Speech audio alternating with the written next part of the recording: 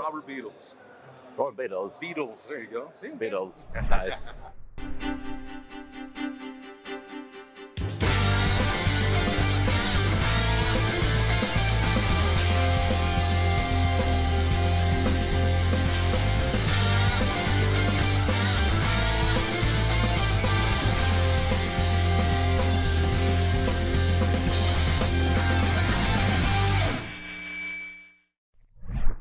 How did you get into crypto? What was your Bitcoin moment? My Bitcoin moment. So I guess it started, I've got a software development company. So in 2009, we're building tech, and then this guy named Max Kaiser tells me about this thing, tells everybody about this thing called Bitcoin, right?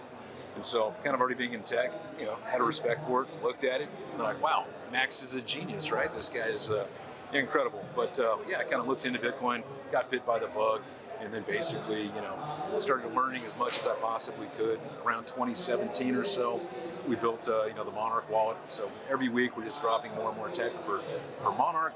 Around the same time in 2017, a lot of my friends and family knew that I was in blockchain, right?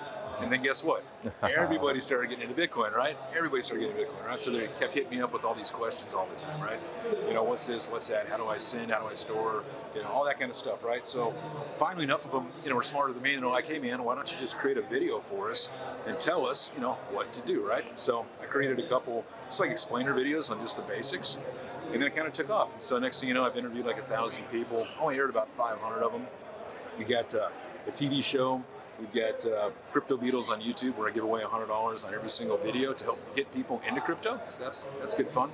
Got a podcast, and then again, I'm the builder and co-founder of Monarch. So that's a long-winded answer.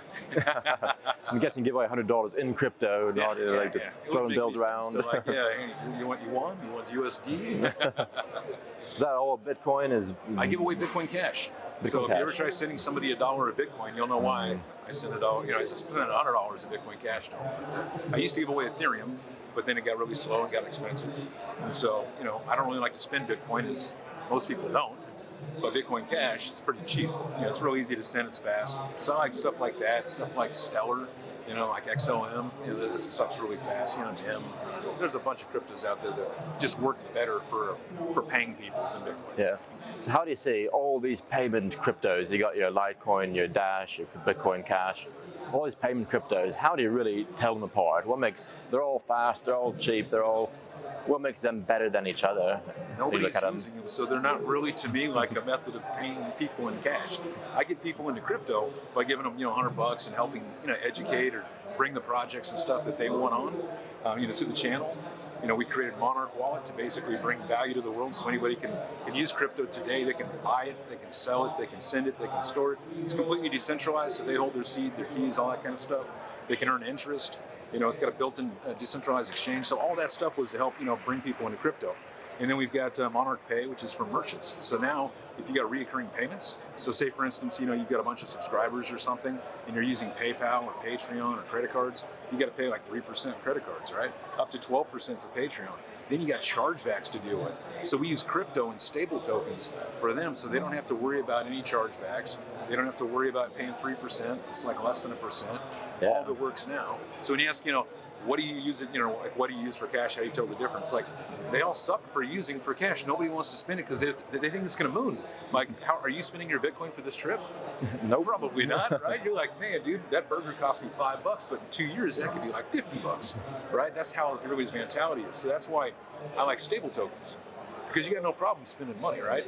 If you got a $10 bill, you're not thinking, man, I don't want to spend that because it might be $100 tomorrow. So I like stable tokens.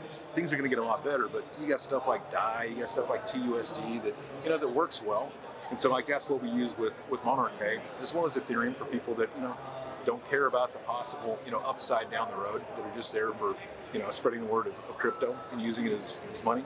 But long story short, none of them, in my opinion, really work that great as cash, other than stable tokens, and that's why we don't see people using them. Yeah. So do you foresee a lot of these dying out in the near future? Is it going to be the best rising to the top? Yeah, I can tell you this. What we think is going to happen won't, and what we don't know is what we don't know, right? So what do you think won't happen? Like Bitcoin's going to be, $1 trillion. I don't think that'll ever happen, right? I don't think that, all these crazy predictions, I think they're just that. Nobody really knows. Everybody kept saying like it was going to be 50 grand, last week or last year or whatever. It's not. We still don't have that adoption that we really need yet. We still, don't get me wrong, I think that, the future is bright. I think once we start having these, big, huge institutional investors come in, you're going to see the market cap go up. You're going to see, some cryptos go up. But I think the altcoin season that everybody's waiting for is pretty much come and gone. I think there's some that will go up, rising tides raise all ships, all that stuff. But yeah, I mean, as far as like the good old days of 17 where everything moons, I don't think so. Yeah. And then the projects that, you think are solid, a lot of them I think are just going to disappear because the money's going to dry out. You look at, they had like $1,200, I see maybe their cryptos were $1,200 and now it's worth like $40. And that's how they kept all their money. How are they going to sustain a business? Yeah. You know what I mean? So you're going to see some of these bigger ones just disappear and some of the newer ones that are very, very well backed, that there's new excitement about. People are like, wow, what's this? Well, they're backed by these huge freaking people, right? I think you're going to see stuff like that take off. And some of the older ones I think you're going to see die. So waiting for institutional investors to come in and lavish the space with their money. Are they coming to Bitcoin or other things? So that's a catch-22, right? Because for the people that have been in crypto, right? So I started in 2011. The whole idea was we don't want banks. Yep. Right now everybody's like, we need banks. ETF. We need banks. Yeah, it's like we need banks, right? Why? Because everybody wants stuff to moon. And they realize now they need money. And the retail investors got burned. And so they're waiting for the big investors to come in and prop the market up, right? So there's going to be stuff that's going to be worth more, I think, and this is not financial advice ever, but I think Bitcoin is going to be one of the ones that actually rises with the rest of them, because I think people are going to put that into baskets.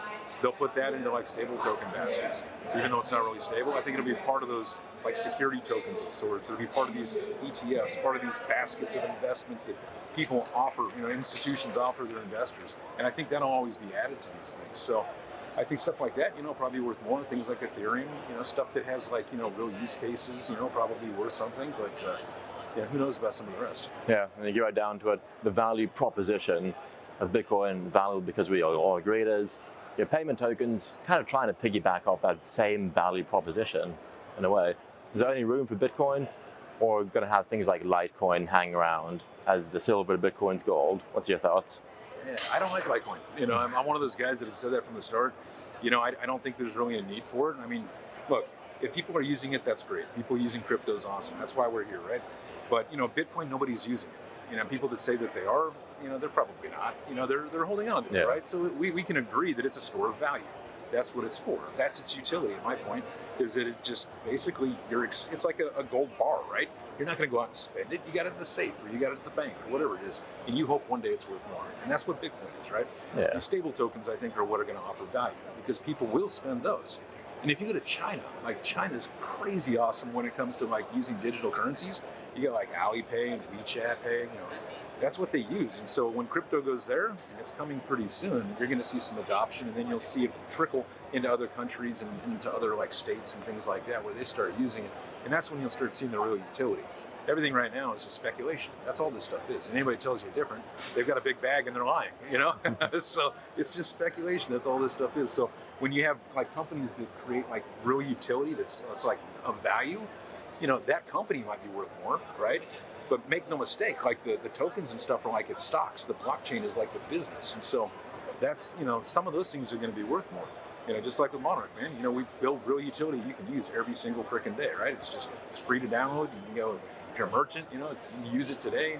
Stuff like that, it brings real world value, right? And you use stable tokens on it, right? So that's how people would use it, right? You're not just trying to promote your own token, right? This has value, right? It's going to move. No. You're like, dude, use this because it's stable. It's just like using cash, right? That's the stuff that's going to take off and bring value to the world and bring more and more people into crypto and offer that peer-to-peer, stuff that we've all been told about forever, right? Man. So your opinion, algorithmic stablecoins, unbacked algorithmic stablecoins, yes or no? So like my buddy David Zimbeck created the world's first peg, right? And he did, basically that very thing. And, there's two ways of looking at it, right? It's like, are you going to trust the algo? Because you got to trust the coder, right? And there's nothing really backing it, right? It's just, it's like a digital peg that basically, you don't have to have currency behind it. It could just basically go up and down with the volatility, lock-in prices. You can look at it, it's super complicated, but it basically protects you from pump and dumps, right? As a stable token. But there's nothing physically backing it. So stuff like that, then everybody has to agree that it's worth something, right? Or is if you have like something that's truly backed by a basket of currencies or a basket of assets or something like that, I think people would get behind that more because they'll actually know or think or be able to audit that, hey, this dollar is really worth a dollar, not just because some line of code, this digital token we're passing around, people say is a dollar. Yeah. Well, we've seen currencies not that stable as of late in many cases. Sure. Do you think currency pegs will continue to be the way to go for stablecoins, or are we going to find something entirely different, whole new metrics?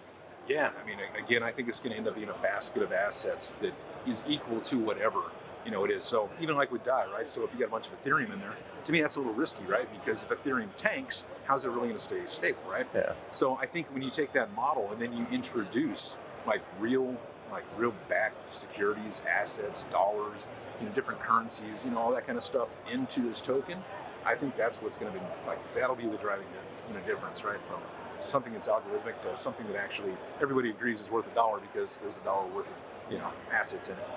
Yeah. Well, worth thinking about. Remember, this is not financial advice, and everything we think will happen won't. Exactly. Thanks for joining us, Beadles. Anyways, it's great meeting you.